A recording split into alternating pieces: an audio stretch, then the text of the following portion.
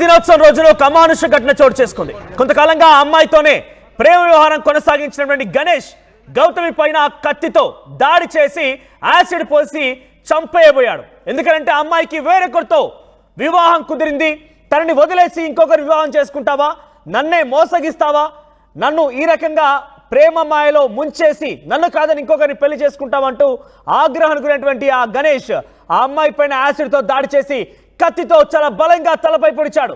ఇప్పుడు ప్రజెంట్ గౌతమిని ఆసుపత్రికి తీసుకెళ్లారు పోలీసులు. ఆసుపత్రిలో చికిత్స అందిస్తున్నారు. ముఖం పూర్తిగా కూడా యాసిడ్ దాడి కారణంగా కాలిపోయింది. చాలా బలంగా కత్తితో తలపై దాడి చేయడంతో తీవ్రమైన రక్తస్రావం కూడా అయింది. ఆ తర్వాత తాను కూడా చనిపోతానని చెప్పి నిర్ణయించుకున్నటువంటి గణేష్ అనే వ్యక్తి ఆత్మహత్యానికి పాల్పడ్డాడు. అదే స్పాట్ లో దాడి చేసి యాసిడ్ పోసి వెంటనే ఆయన కూడా ఆత్మహత్యం చేసినట్టు తెలుస్తోంది. ప్రెసెంట్ ఆయనని ఆసుపత్రికి తరలించారు. ఇక మొహంపై యాసిడ్ పడడంతో మొహం అంతా కాలిపోయింది. మనం చూడొచ్చు ఆర్టీవీ స్క్రీన్ పైన దృశ్యాలని. గౌతమి మొహం మనకు కొంత బ్లర్గా కనబడుతోంది. ఆ దృశ్యాలు మీకు చాలా క్లియర్గా చూపించలేకపోతున్నాము. సో ఆసుపత్రికి తీసుకెళ్లిన సమయంలో ఆ దృశ్యాలు మీరు ఆర్టీవీ స్క్రీన్ పైన చూడొచ్చు. నిందితుడు మదనపల్లె అమ్మచెరువు మిట్ట చెందినటువంటి గణేష్గా గుర్తించారు. కొంతకాలంగా వీరిద్దరి మధ్య అంతా బాగానే ఉంది, ప్రేమ వ్యవహారం కొనసాగింది.